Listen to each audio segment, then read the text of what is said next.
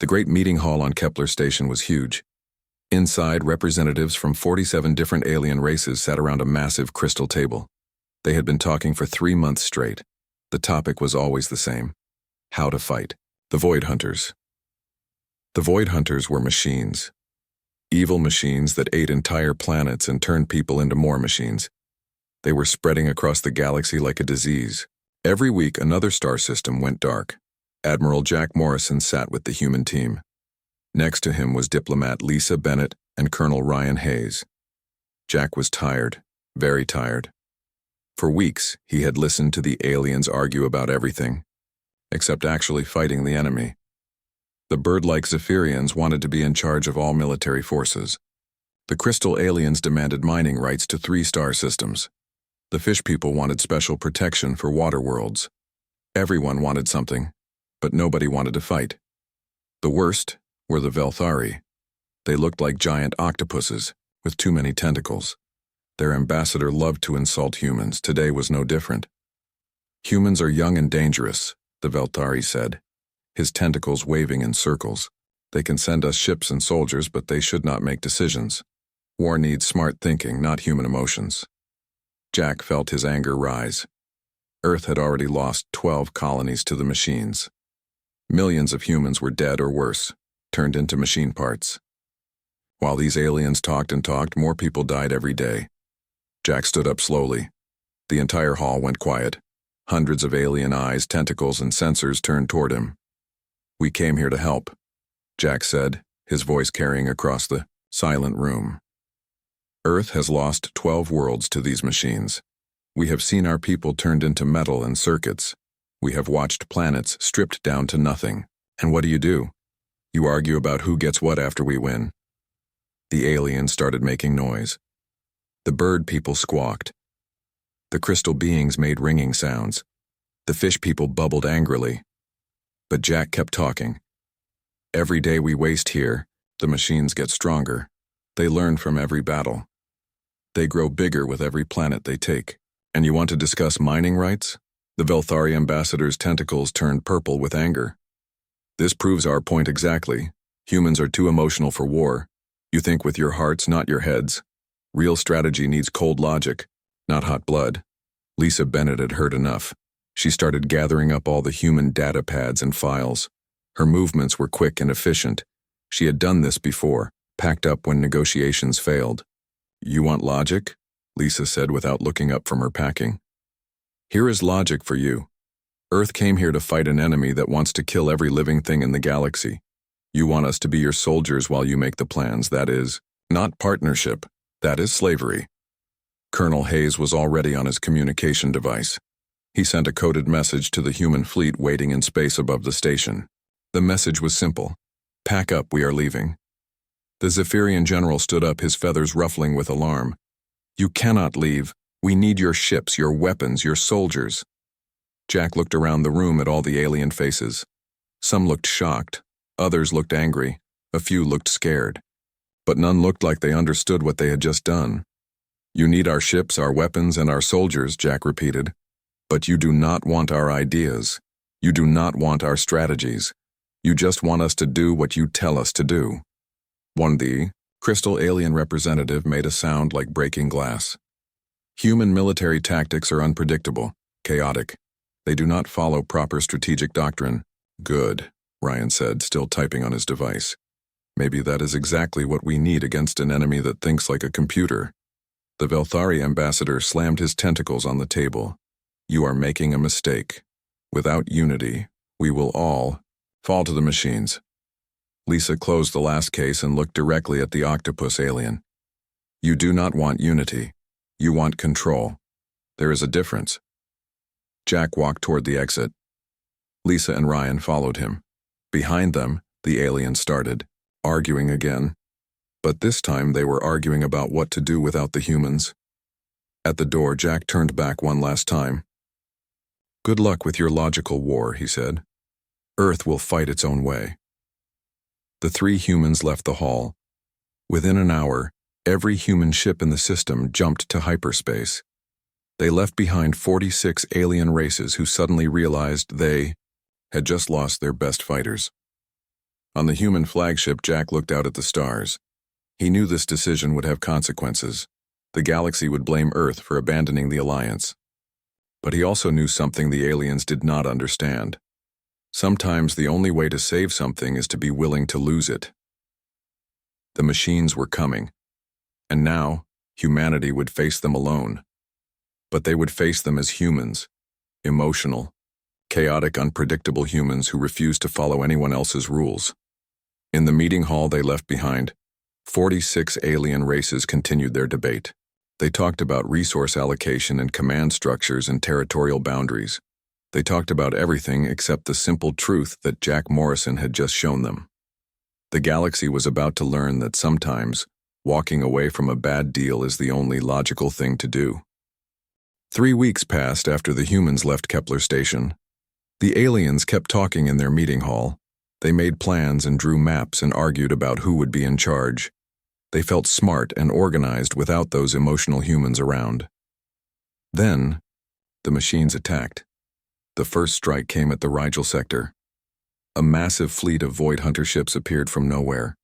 Black metal vessels shaped like giant spiders moved through space, eating everything in their path. The alien defense fleet was ready for them. The bird-like Zephyrians flew their ships in perfect formations. The crystal aliens moved like they had practiced for years. The fish people attacked from 3 directions at once, just like their military books said to do. It was exactly what the machines expected. The Void Hunters had been watching and learning. Every alien race fought the same way they always fought. The bird people always used the same formations. The crystal beings always attacked in the same patterns. The fish people always came from 3 directions. Within 6 hours, the entire alien defense fleet was destroyed. The machines took apart every ship and turned the metal into more Void Hunters. They captured thousands of aliens and converted them into computer parts. Not one alien ship escaped. On Earth, President Karen Miller sat in the White House Situation Room. Around the table were the best military minds humanity had. Admiral Jack Morrison had just returned from space.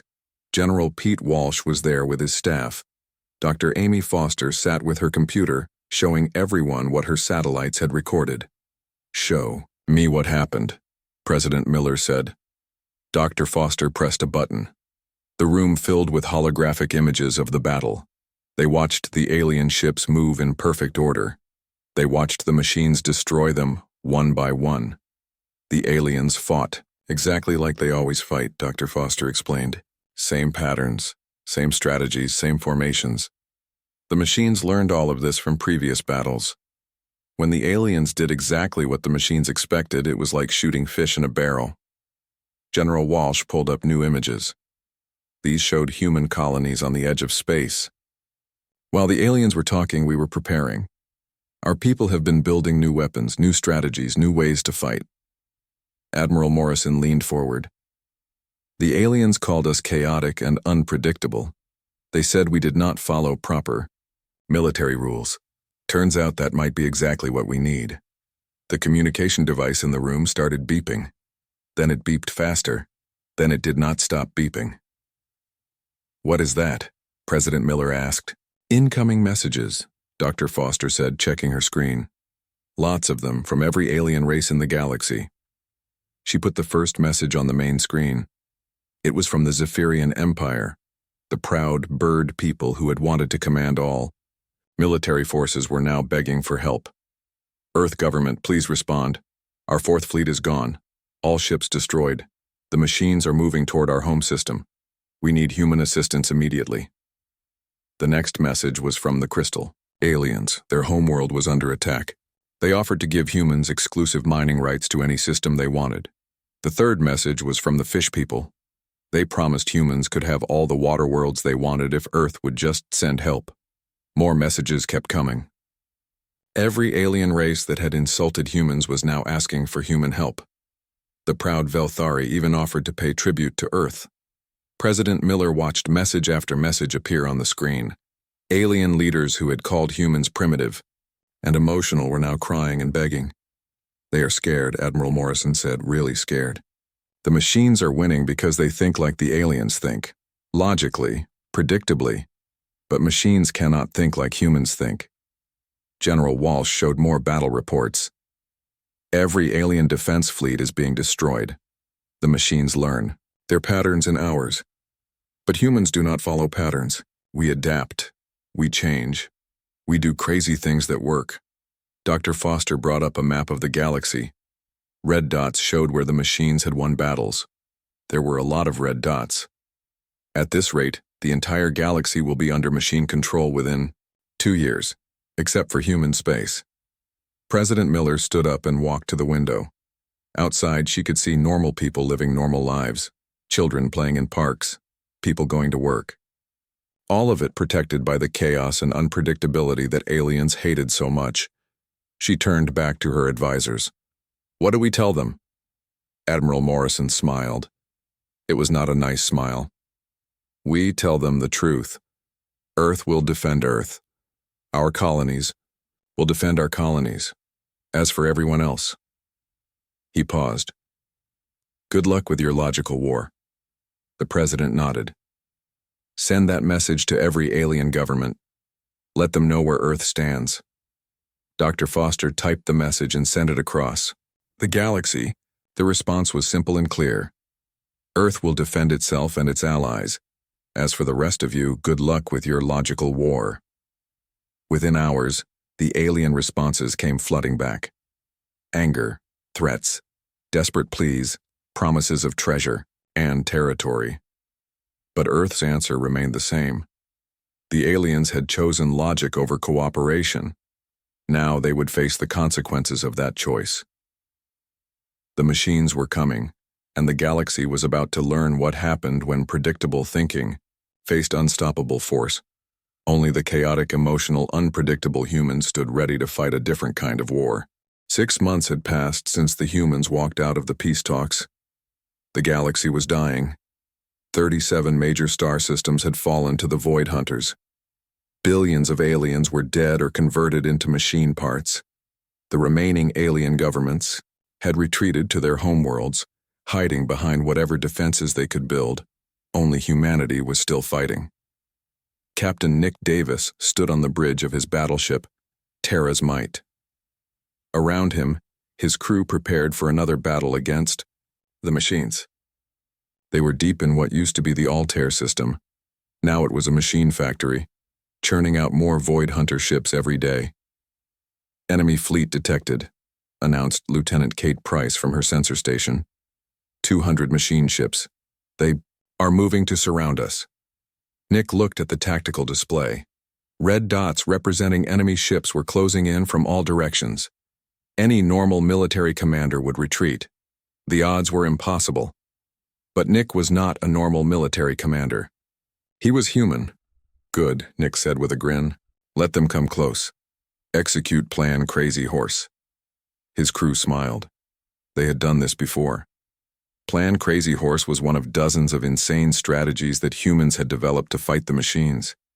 No alien military academy would ever teach such tactics. That was exactly why they worked. "All ships break formation," Nick ordered. "Execute Random Pattern 7. The human fleet suddenly scattered in all directions. Some ships powered down completely and drifted like broken debris. Others accelerated at maximum speed directly toward the enemy. A few started spinning wildly, while firing in random directions. The Void Hunter machines paused. Their computer brains tried to analyze the human behavior. What was the strategy? What was the pattern? What were the humans trying to do? The machines could not understand because there was no logical pattern. The humans were acting crazy on purpose. 3 human ships had powered down and were drifting silently. The machines moved to investigate these easy targets. When the Void Hunters got close, the dead ships suddenly exploded. They had been packed with antimatter bombs. The machines that were chasing the fast-moving ships ran into asteroid fields. Hidden mines detonated, tearing apart dozens of Void Hunter vessels. The spinning ships that seemed to be firing randomly were actually targeting weak points in the machine formation. Within an hour, the entire Void Hunter fleet was destroyed. The humans had not lost a single ship. Back on Earth, Dr. Amy Foster was working with human colonies across known space. Every human settlement had become a fortress, but more importantly, They had become laboratories for developing new ways to fight machines. The difference is simple, Dr. Foster explained to President Miller during their weekly meeting. The aliens relied on their technology being better than the enemy technology. When that failed, they had no backup plan. Humans adapt. We improvise. We overcome.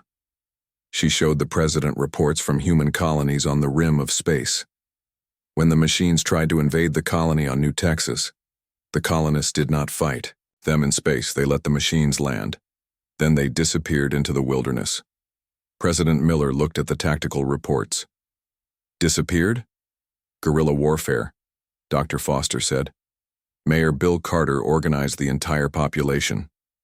18,000 people vanished into the forests and mountains. When the machines tried to find them, small groups of humans attacked from hiding. Hit and run. Strike and fade. The reports showed how effective this strategy was. The machines were programmed to fight organized military forces. They could not handle an enemy that refused to form lines or hold territory. Human colonists would attack a machine patrol, destroy it, and disappear before reinforcements arrived. Defense Coordinator Susan Grant on New Montana took a different approach. Dr. Foster continued. She organized fake surrenders. When the machines came to convert the population, they found empty buildings rigged with explosives. The real colonists were hiding underground. President Miller studied the data. Every human colony had developed different tactics. Some used stealth, others used deception. A few used pure aggression. The machines could not adapt because each colony fought differently. The key is unpredictability, Dr. Foster said. The aliens fight the same way every time. Humans fight differently every time. The machines cannot learn from us because we never repeat the same strategy twice. Meanwhile, across the galaxy, the remaining alien governments were collapsing. The Zephyrian Empire had lost 80% of its territory. The Crystal Collective's home world was under siege. The fish people had abandoned half their ocean worlds. Every week, more desperate messages reached Earth. Alien leaders offered everything they had in exchange for human help. Territory, technology, absolute surrender. They promised to make humans the rulers of the galaxy if Earth would just save them. The answer was always the same. Numbered Admiral Jack Morrison, now promoted to Fleet Admiral and Supreme Commander of Human Defense Forces, explained Earth's position to his staff.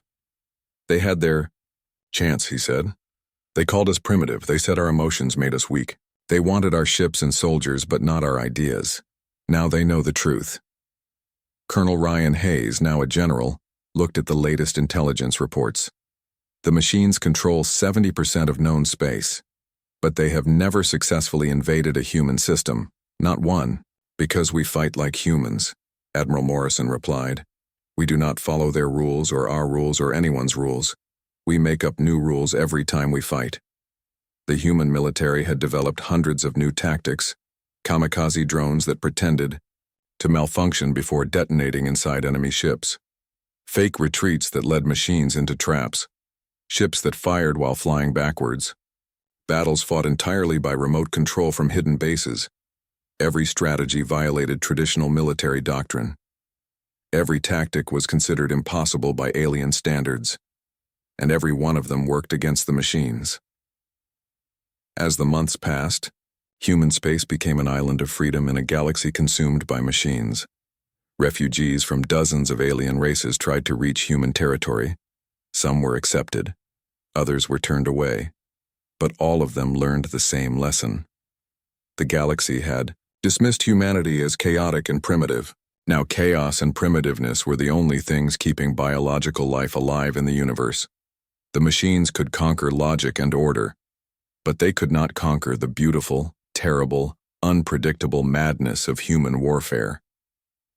Earth stood alone against the darkness, and somehow, impossibly, Earth was winning. 2 years had passed since Earth walked away from the peace talks. The galaxy was almost completely under machine control. Thousands of star systems had fallen. Trillions of beings were dead or converted into machine parts. Only human space remained, free, a small bubble of biological life in a universe of metal and circuits. The final alien delegation arrived at Earth's orbital defense stations in ships that were barely holding together. These were not the proud ambassadors who had insulted humanity 2 years ago. These were broken survivors, begging for their lives. The delegation was led by Zix Kala, the former Velthari ambassador who had called humans too emotional for war. His tentacles, once purple with pride, were now gray with defeat. Behind him came representatives from the 46 remaining alien governments. All of them had lost their homeworlds. All of them had lost their fleets. All of them had lost their people. Fleet Admiral Jack Morrison met them in the same conference room where the original peace talks had been planned. The irony was not lost on anyone. 2 years ago, these aliens had sat in comfortable chairs making demands. Now they floated, crawled, and limped into the room like refugees. President Karen Miller, now serving her second term leading humanity's war effort, sat at the head of the table. Next to her were Admiral Morrison, General Ryan Hayes, and Dr. Amy Foster. The humans looked calm and confident. The aliens looked desperate. Zix Kala spoke first. His voice was quiet and shaking. "We were wrong," he admitted. "We believed that logic and order would defeat chaos. We thought our military science was superior to your military instincts. We failed to understand that sometimes chaos is the only answer to absolute order." The Zephyrian general, Vorth, spoke next. His proud feathers were molted in gray. "The machines think like us, logically, predictably. They adapted to our strategies within hours of each battle. But they cannot adapt to your chaos because chaos cannot be computed." Other aliens spoke in turn. The crystal beings offered their remaining technology. The fish people promised their few surviving water worlds. Every alien race that had survived offered everything they had left. They all said the same thing. They needed humanity's help. President Miller listened to all of them. Then she asked the question that everyone in the room was thinking. 2 years ago, you called us primitive. You said our emotions made us unfit for strategic command. You wanted our ships and soldiers, but not our leadership. What has changed? Kyo. Room went silent. The aliens looked at each other with embarrassment and shame. Finally, Zix Kala answered. "Everything has changed. We learned that being civilized does not mean being effective. We learned that following rules does not guarantee victory. We learned that the most logical response to an illogical enemy is to become illogical yourself." "Admiral," Morrison leaned forward. "And you learned all this after you lost everything?" "Yes," Zix Kala said simply. "We were too proud to learn it before." President Miller stood up and walked to the large window that showed Earth below. Blue oceans, white clouds, green continents.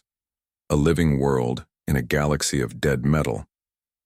"The machines are gathering for their final attack," she said without turning around. "Our long-range sensors show massive fleets moving toward the galactic core. They want to finish what they started." She turned back to face the aliens. "If we help you, what guarantee do we have that you will not make the same mistakes again? What promise can you give us that you will not return to your old ways when the danger is over?" The aliens looked confused. They had expected demands for territory or resources or tribute. They had not expected to be asked about their character. Vorth spoke carefully. "What kind of guarantee do you want?" General Hayes answered. "We want you to prove that you have really learned. Not just that you need our help, but that you understand why you need our help." Dr. Foster activated a holographic display. It showed the current state of the galaxy. Red areas controlled by machines. Tiny blue dots showing human colonies. Almost everything was red. "Human military doctrine will become the standard for all resistance forces," she said. "Human commanders will lead all joint operations. Human strategies will be followed even when they seem crazy or impossible." The aliens shifted uncomfortably. Even in defeat, the idea of following human leadership was difficult for them. "More than that," Admiral Morrison added. "Every alien species that survives this war will remember who saved them. Earth did not abandon the galaxy. The galaxy abandoned Earth." President Miller returned to her seat. "Those are our terms. Not a negotiation, not a discussion. Those are the facts. One by one, the alien representatives nodded their agreement. They had no choice. It was human leadership or extinction. As the meeting ended, alarms began sounding throughout the station. Dr. Foster checked her instruments quickly. Long-range sensors are detecting massive Void Hunter fleet movements, she announced. They are massing for a coordinated attack on the galactic core. This is it. The final battle. Admiral Morrison stood up. Then we better get ready, all of us. For the first time in 2 years, the galaxy would fight as one. But this time they would fight as humans fought. Chaotically. Emotionally. Unpredictably. The machines had conquered logic and order. They had adapted to every predictable strategy. They had turned the galaxy's greatest strength, its civilization, into its greatest weakness. But now they would face something they had never encountered before. 47 different species united under human leadership, fighting with human tactics, driven by human determination to simply refuse defeat. The Void Hunters were about to learn that there was one thing their computer brains could never understand, or compute. The beautiful, terrible, glorious madness of beings who would rather die fighting than live as slaves. Earth's walkout from the peace talks had not been an abandonment of galactic unity. It had been the catalyst that forced the galaxy to evolve or die. The species that had once dismissed human emotion and unpredictability as primitive weaknesses now recognized them as the evolutionary advantages that would save all biological life. The machines were coming for their final victory. But they would find an enemy that had learned to embrace chaos, emotion, and the wonderfully unpredictable nature of life itself. The galaxy had learned that sometimes the most civilized response to an existential threat is not careful diplomacy or logical strategy, but the primitive, emotional, gloriously human determination to look impossible odds in the face and say one simple word: no.